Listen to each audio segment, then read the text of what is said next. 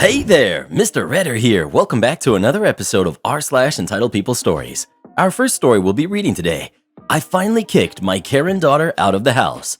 After that, am I the jerk for insisting my kids know their gifts are from me and not Santa? And after that, we won't talk to anyone except for the name on the account. Now for every thumbs up this video gets, one Karen gets kicked out. Anywhere would be better than here with you, Reddit boy. So please smash that like button and subscribe and turn on notifications for new stories from Reddit every single day. I finally kicked my Karen daughter out of the house. My daughter recently told me and my wife that she's pregnant, and apparently she's been hiding it for 3 months. The boyfriend is a scumbag who I thought she left after I gave her an ultimatum to either leave him or leave my house, to which she chose the latter, or at least I thought she did. She started sobbing and telling us how sorry she was and that it was just a big mistake. I told her the only way she can stay in our house is if she gave the baby up for adoption, because we won't allow it to ruin her life. She just kept pleading to us that she'll take care of it, but I had a very hard time believing her after I just found out she's been lying to me for months and going behind my back to see her boyfriend. My daughter refused to give her baby up, to which I decided to kick her out of my house, and now she's staying with a friend for I don't know how long. My wife has been incredibly sad and is now telling me what I did was wrong. It wasn't an easy decision for me to make, but I couldn't allow her to walk away without any consequences. At her age, I was already taking care of myself, so I don't look at it the same way others might. Is it really wrong for me to kick my adult daughter out of my house after she lied to me? I'm willing to see if I've taken things too far. You're the jerk. You know forbidding your daughter from seeing her boyfriend is just going to make him more desirable, right? And how is kicking her out when she's pregnant, vulnerable, and in need of stability and love going to help? Yeah, not great parenting, I would say. Edit. Getting a few responses saying, OP set his rules and his daughter made her bed. Now she has to live with the consequences. Setting rules is one thing. Kicking out your daughter when she is most desperate is going to be the jerk choice 99.9% of the time. OP is choosing his rules over supporting his daughter. Not the jerk. If she expects for you to shoulder the expense and take on childcare duties you didn't agree to, you've put her in a very difficult position, and I can see why a lot of people think you are the jerk, but I would have done the same. Although, I would have had a serious conversation first about what I am willing and unwilling to do. Set very firm rules and boundaries as to my involvement and financial help, which she has to accept if she wants to return. If she chooses to keep the baby and I'm financially able, I would help in initially setting her up outside of my home, as I have no interest in raising another baby in my 40s, but I'm not going to financially support her forever. That being said, I would not leave her with completely no options, no support, and no help. If you let her come back with her choosing to keep the baby, know that there will be responsibilities expected from you that will fall on you and your wife, considering she's only 19. Is she working? How will she support herself? Is she going to pursue getting child support from the father? Either way, it's a difficult decision to make. Best of luck to you and your daughter. Not the jerk. If you let her stay, you and your wife will be the ones raising that baby while she runs around getting into more trouble and having more kids. She'll know that she can count on mom and dad to keep providing while she keeps doing her thing. I'm disgusted by all the people here telling you you're in the wrong.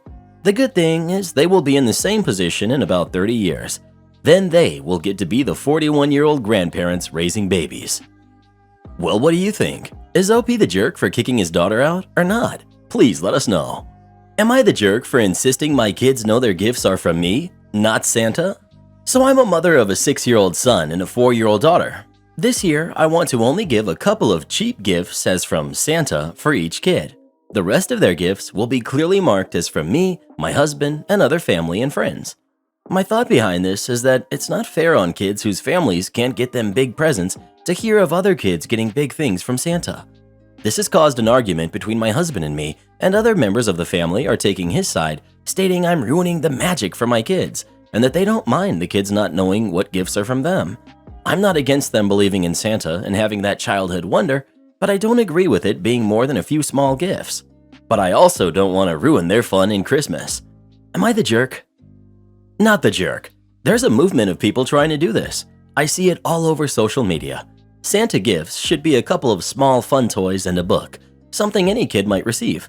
Otherwise, kids like me grow up wondering why Santa would bring the rich kids a motorized Jeep mini car a bike, and a telescope, and would only bring me an off-brand Barbie and some rocks.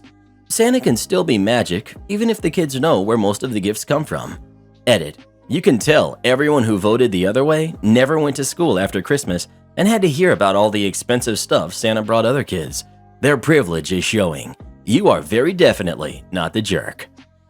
Not the jerk. I have a lot of feelings about the whole Santa thing, and your point is one of them. Santa originally was to bring one toy to kids and morphed into parents buying everything their kid wants from Santa. Not to mention, kids growing up in less savory home situations can seriously freak out over the idea of some fat guy breaking into their home.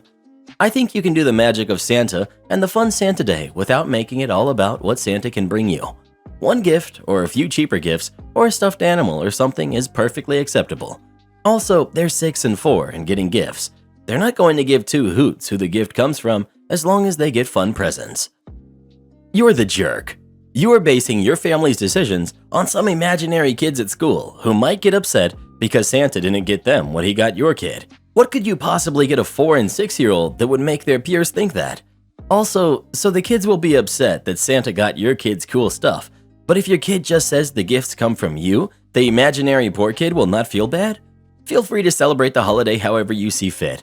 But if you want your kids to give you all the credit for your amazing gifts, then just say that and give it a rest with the concern about the imaginary kid who was in tears because your 4-year-old got a doll from Santa.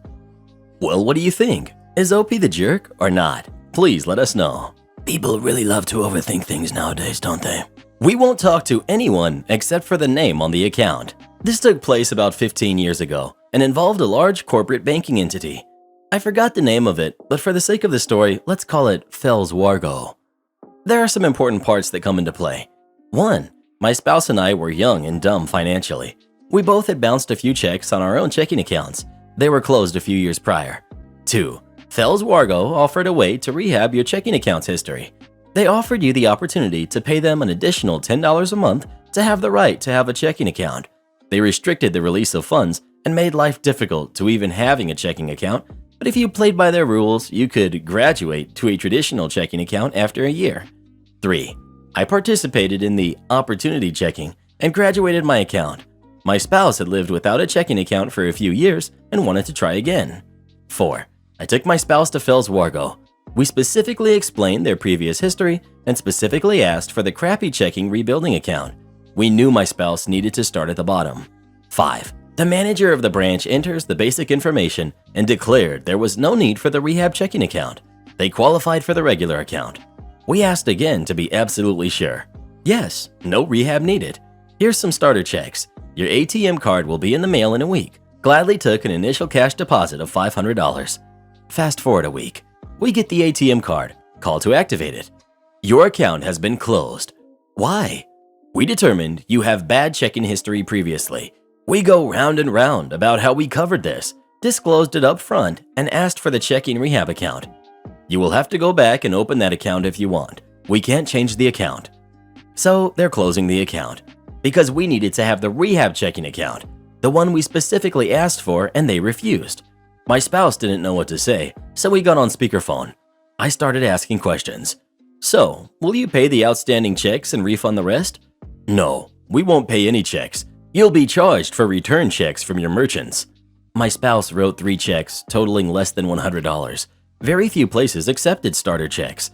They have the funds in the closed account to pay them. Where's the issue? We don't do that. At this point, they became flustered. Nobody seems to ever have the funds or the audacity to demand them to pay checks written in good faith. They had no answers on how they refused the checking account we requested and would have been okay to have. They didn't think they had a responsibility to notify us the account was closed. And how dare we challenge their policy? They didn't like how I kept pointing out how there wasn't a single thing we did wrong, but they think they are not responsible for return check fees. So they decided to not talk to me any longer. They hung up. We call back, repeat. Finally, they offer this gem. We won't talk to anyone except the name on the account. Click. Their only possible choice to avoid a difficult discussion where they own their mistakes was clinging to not letting someone else ask questions with the account holder's permission. They even refused to let me tell my spouse what to ask and respond to my spouse directly. Can only talk to the name on the account? Okay. So I called back. Miraculously, in 60 seconds, I now identified as a different person. Thanks for calling Fells Wargo. May I have your name? Spouse's name. Long pause. You aren't your spouse? Me. Sure I am. Ask me anything. Name, social security, address, mother's maiden name, date of birth. Verified it all as the name on the account. Long pause. No, you aren't them. Why do you say that? Because you're a man. Wait a minute. That's why you closed my account? Because I'm a man? I'm pretty sure that's against ECOA, maybe Reg B. Please hold. A manager finally comes on.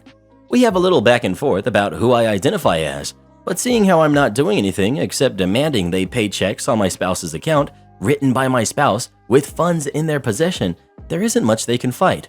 But they finally agree to pay the 3 checks from the funds in the account. They didn't want to, even in the end, but the name on the account demanded it. Fallout? They had to do the right thing after wasting hours fighting it. Reply. I had an issue with Webster Bank a long time ago. I checked my bank account and I was something like negative $200. I added up the overdraft fees and they were roughly $350. So I call and ask how I can be negative less than the total of the overdraft fees. They gave me some BS explanation on how they were legit overdraft fees, and I asked if they could provide physical documentation that those are legitimate charges. They said no. I said, "You'll be hearing from me," and hung up.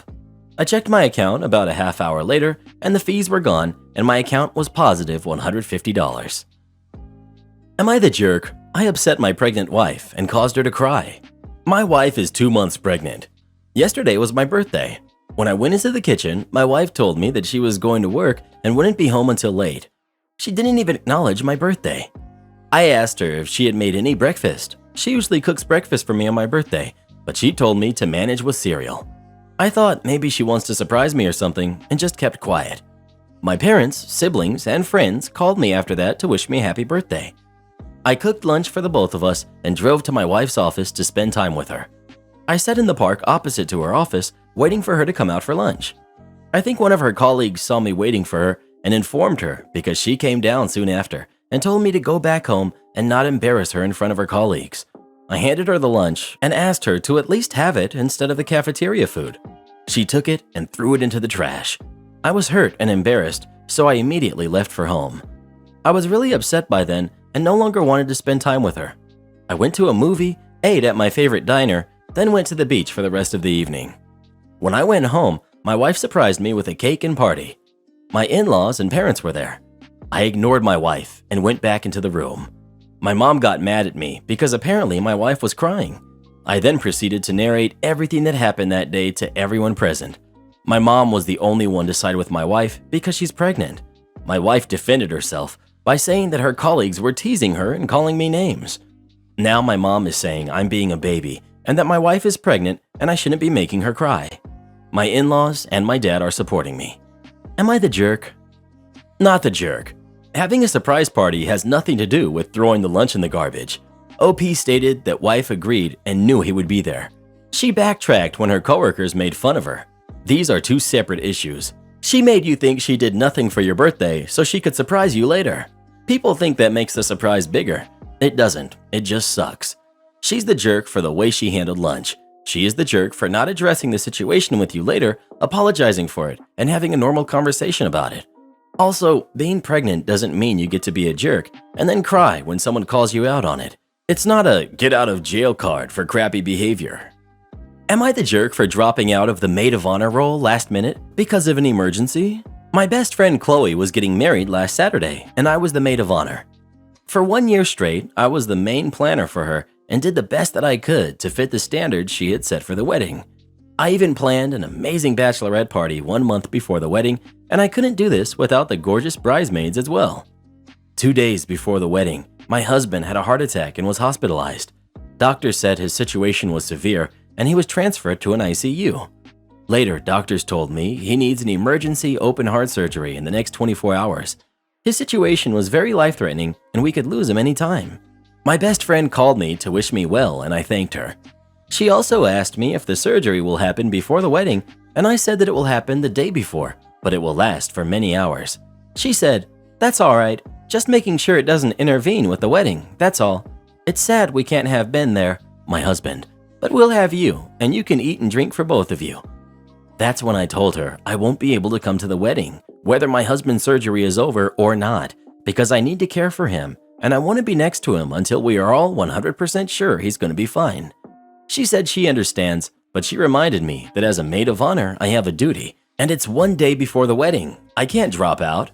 I said that I'm sorry about this, but I almost lost my husband, and I don't want to leave his side yet. She didn't curse me out or anything, but she was very upset and she started crying. She said she understands and wished well again. My husband's surgery went well, and we were now awaiting for his recovery. It was the day of the wedding, and I called my best friend to wish her well. She didn't pick up. Later, I video called one of the bridesmaids and she answered. I asked to talk to Chloe, but she said she's busy getting ready. I said fine, I'll call later. I called again and again, but no response. I thought she was simply busy with the preparations. I called the day after the wedding and still no response. She wouldn't reply to my texts at all. I contacted some of the bridesmaids, and they told me that she's very upset with me for dropping out the day before the wedding and that I should make it work no matter what. Some of them said I did what's reasonable and how my husband's health should be my priority, but some others feel like I let down the bride on her big day and I shouldn't expect a word from her anytime soon. Am I the jerk? Edit. I want to clarify that this is the first time my friend has ever acted like this. We faced many difficulties during wedding planning, but she was always a sweetheart about it and made sure to never give a hard time to anyone. She was actually the most chill bride I've met in my life. There was no way I thought she'd react like this over such an important emergency because I didn't even have a previous sign that she'd act like this. Edit 2. I want to add another disclaimer. On the day of the wedding, I stopped calling because I figured she had not replied because she's busy. But later, I was also told she was only not replying to me specifically because she was upset. She had taken a few calls from relatives who couldn't attend because of distance. She specifically didn't respond to me. One of the bridesmaids also pointed out how it's weird that she never called me to ask how my husband's surgery went, and as a best friend, she could take a couple of minutes out of her day to simply see if everything's okay as well. Never thought about this until my friend, the bridesmaid, mentioned it. So now it hurts way more. Not the jerk, and my heart breaks for you to even have to ask this. You did everything perfectly, dear. If it was her in the hospital, would she prefer her now husband to go to a party or stay and sit with her? Or if it was her husband having open heart surgery, would she have the guts to go out and party knowing what he was going through? I'm so glad your husband's surgery went well, and I hope for a speedy recovery. Walmart Karen tries to steal my new scooter. I've encountered a Karen as a kid once and one who was harassing someone else, but until today, never had one of my own as an adult. So after fighting with disability for 15 years, I finally got my mobility scooter. It's been a godsend and the freedom is a wonder. But as I'm sure we've all learned from Reddit, these things are a Karen magnet. And I've learned it firsthand today, and on only my 5th time out on it. So first, quick background. I live in Surrey, British Columbia, and my local Walmart has presently precisely 0 courtesy scooters for customers. They had 4, but all were either stolen or broken. So I'm at Walmart today, just looking for a snack, when suddenly I'm on the floor. It took me a moment to realize what had happened as I saw a woman, I'm guessing in her late 40s, taking my bags off my scooter. "What the heck are you doing?" I shouted. She sneers at me and replies that she's taking the store's scooter because lazy losers like me don't need it. She was of course perfectly able-bodied.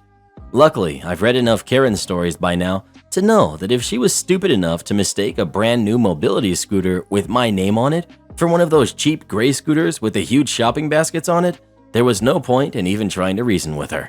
So I just shouted, "Security!" at the top of my lungs as she went wide-eyed and tried to get on it and drive away.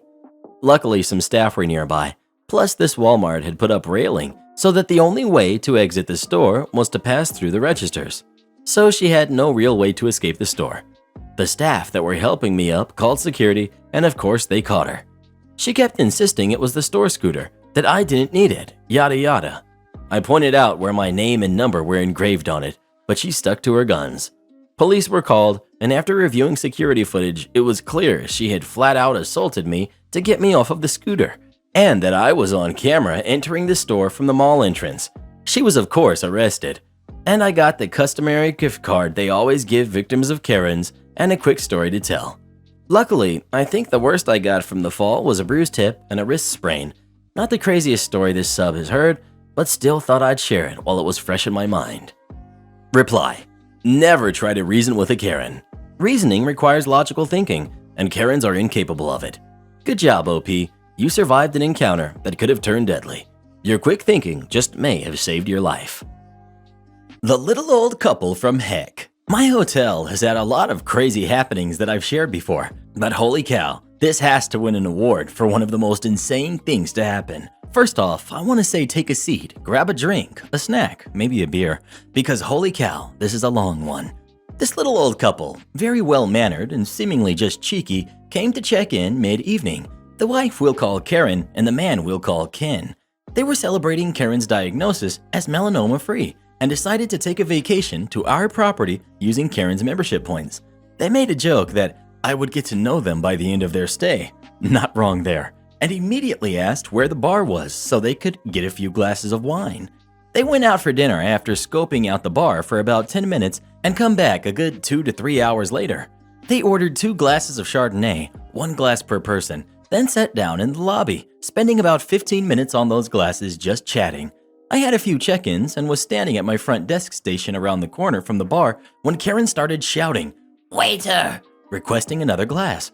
Obviously, I'm not a waiter, and it's annoying when people act like we're a full service or I'm a dog, but nonetheless, I went and got them a second round.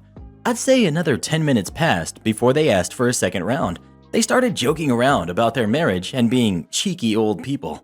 I didn't think much of it. Going back to my pod and going back about 15 minutes later with their third round.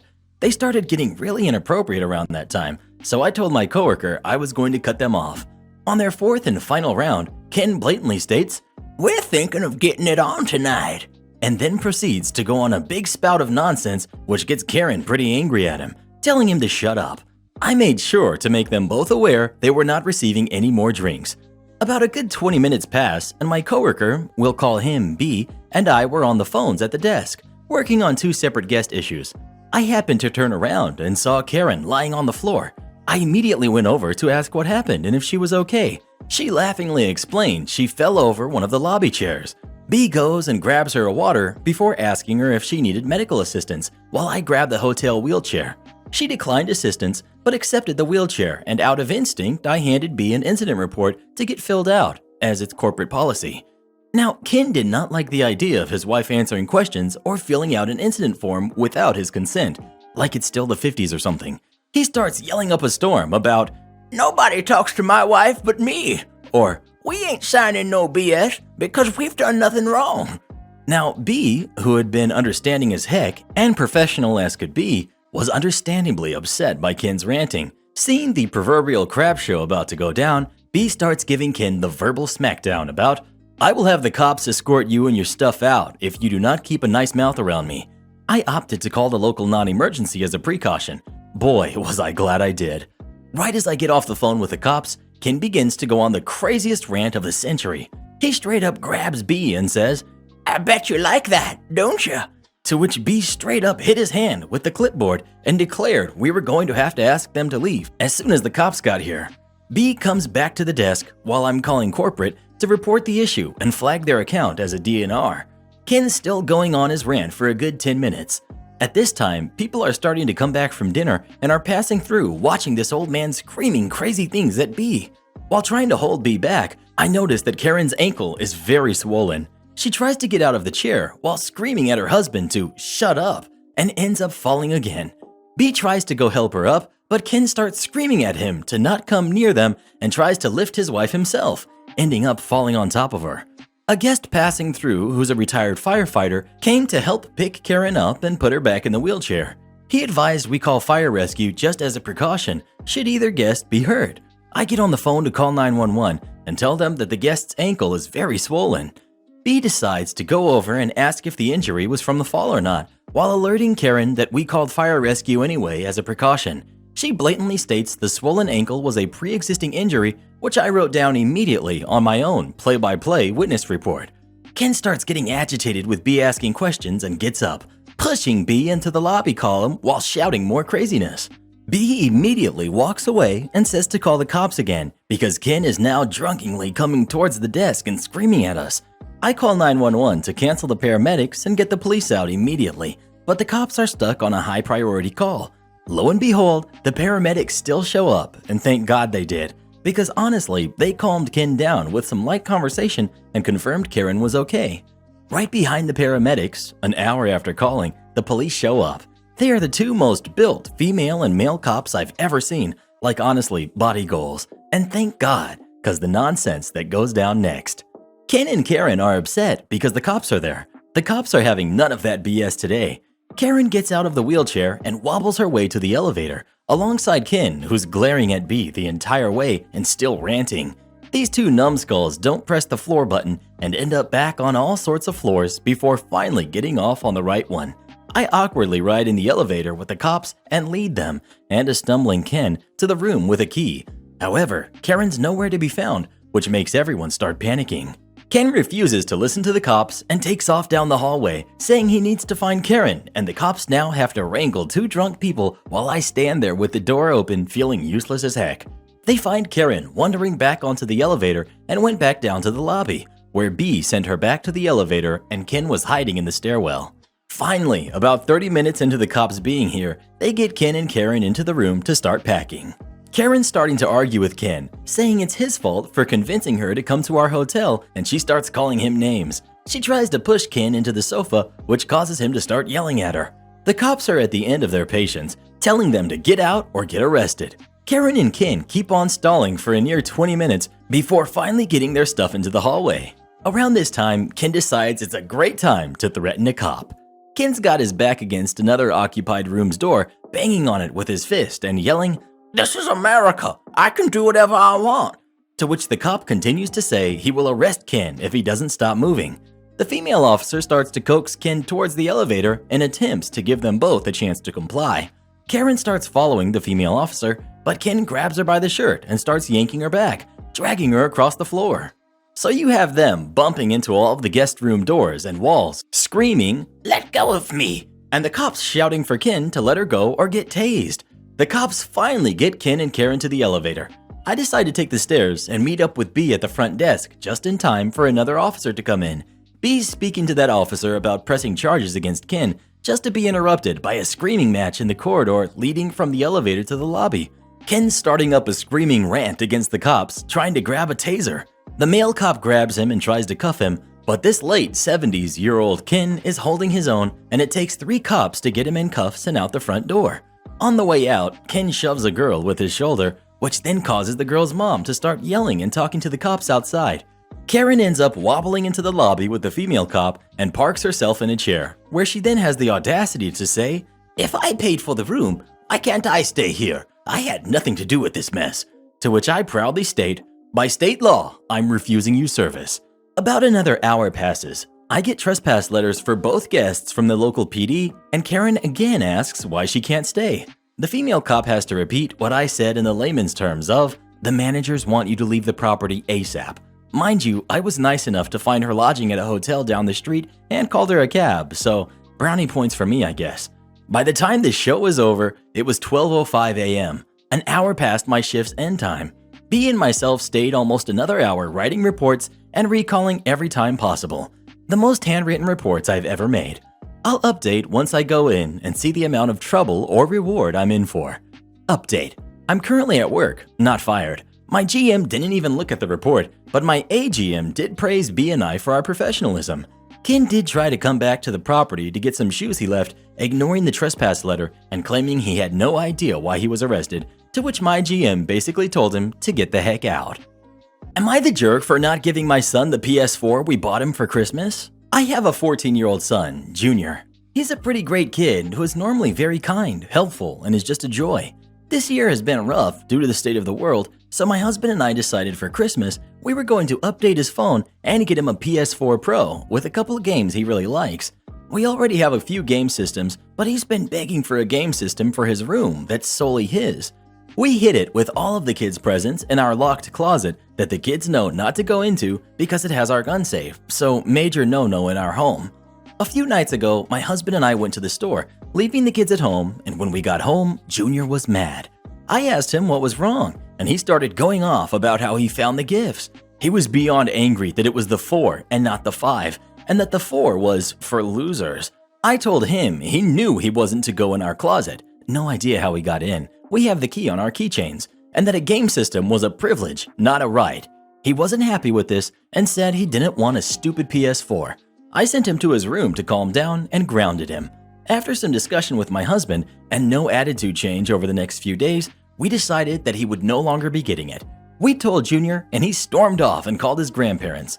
If you guessed I received an angry call, you would be 100% correct. My parents are furious with me. They think since I already bought it, I have no choice but to give it to him, and teenagers are just moody. I told them our minds had already been made up, that we raised the kids better than this. I was called a horrible parent who doesn't care about my kids. Am I the jerk? Edit. Well guys, Junior has found my post and has came in, apologized, asked for a second chance, and has asked if he can work for the PS4. He told me he used his school ID to get the door open because he knew the presents were in there. His dad and I are proud of him for apologizing and owning up to it, so he will be doing extra chores to earn his gift back. Support our channel by joining as a member today, and we'll give you a shout out in our next video. Or come watch this video next. You won't believe what Karen does in that one.